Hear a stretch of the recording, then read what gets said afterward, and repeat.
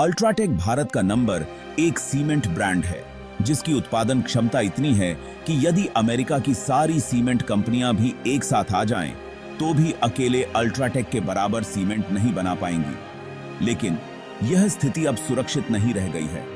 जहां कुमार मंगलम बिरला को अल्ट्राटेक को यहां तक लाने में 57 साल लगे, वहीं गौतम अडानी ने सिर्फ 3 साल में भारत का दूसरा सबसे बड़ा सीमेंट ब्रांड बना दिया है। अब मार्केट में नंबर 1 बनने की लड़ाई इतनी आक्रामक हो गई है कि इसे द ग्रेट सीमेंट वॉर का नाम दिया गया है। आखिर कैसे अल्ट्राटेक अपनी स्थिति को शीर्ष पर बनाए रखने के लिए पूरी मेहनत कर रहा है? क्यों गौतम अडानी को सीमेंट मार्केट में कदम रखना पड़ा? और क्या यह वॉर जियो की तरह हाथ मिलाकर खत्म होगा?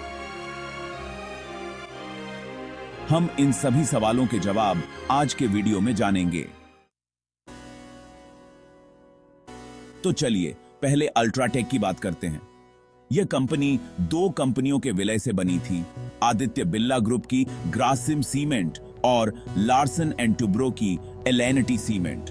2000 में जब एल&टी ने अपने सीमेंट बिजनेस को बेचने का निर्णय लिया, तब यह भारत की सबसे बड़ी सीमेंट निर्माता कंपनी थी, जबकि आदित्य बिरला ग्रुप की ग्रासिम सीमेंट तीसरे नंबर की सीमेंट निर्माता थी।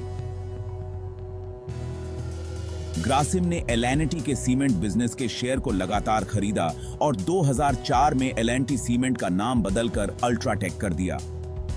तब अल्ट्राटेक की उत्पादन क्षमता 30 मिलियन टन प्रति वर्ष थी और यह भारत की नंबर 1 सीमेंट कंपनी बन गई थी। वहीं अडानी ग्रुप ने 2022 में सीमेंट इंडस्ट्री में कदम रखा। उन्होंने सितंबर में इंटरनेशनल ब्रांड होलसिम से अंबुजा और एसीसी सीमेंट को $6.4 बिलियन में खरीदा। इस एक्विजिशन के साथ अडानी ग्रुप ने अल्ट्राटेक के बाद भारत का दूसरा सबसे बड़ा सीमेंट प्लेयर बन गया। 2004 में जब अल्ट्राटेक की क्षमता 30 मिलियन टन थी, तब भी कई मिड साइज ब्रांड जैसे अंबुजा और एसीसी तेजी से बढ़ रहे थे।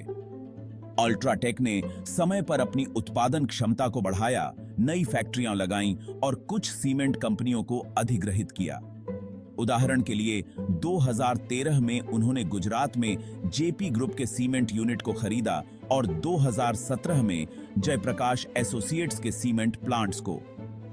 इसी प्रकार पूर्वी भारत में सेंचुरी टेक्सटाइल्स के सीमेंट बिजनेस को भी अधिग्रहित किया।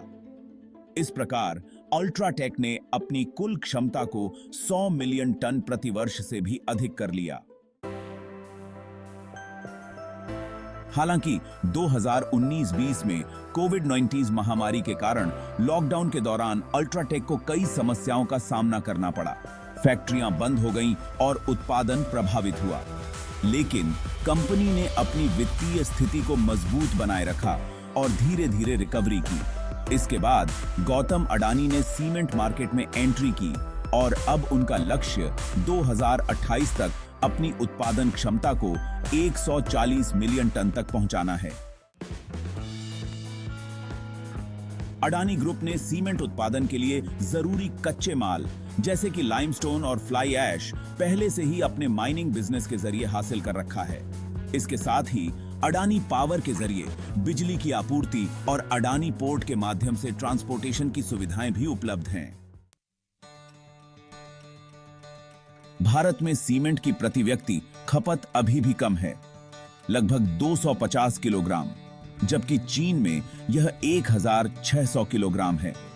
इसीलिए सीमेंट का भविष्य उज्जवल है और अडानी ग्रुप इस अवसर का लाभ उठाने के लिए तैयार है। का सेर है। अब सवाल यह है कि इस दौरान अल्ट्राटेक क्या कर रहा है? अल्ट्राटेक की वर्तमान उत्पादन क्षमता 152 मिलियन टन प्रति वर्ष है, जो कि अमेरिका और यूरोप की कई देशों की कुल क्षमता से भी अधिक है। अल्ट्राटेक ने साउथ इंडिया में अपनी उपस्थिति बढ़ाने के लिए नए सीमेंट प्लांट लगाए हैं और इंडिया सीमेंट को भी अधिग्रहित किया है। अंततः यह सीमेंट वॉर 2 दिग्गजों के बीच जारी है और इससे हमें यह भी देखना होगा कि यह प्रतिस्पर्धा ग्राहकों के लिए क्या लाभ लेकर आएगी। ऐसी ही वीडियो देखने के लिए लाइक, कमेंट्स, सब्सक्राइब कीजिए।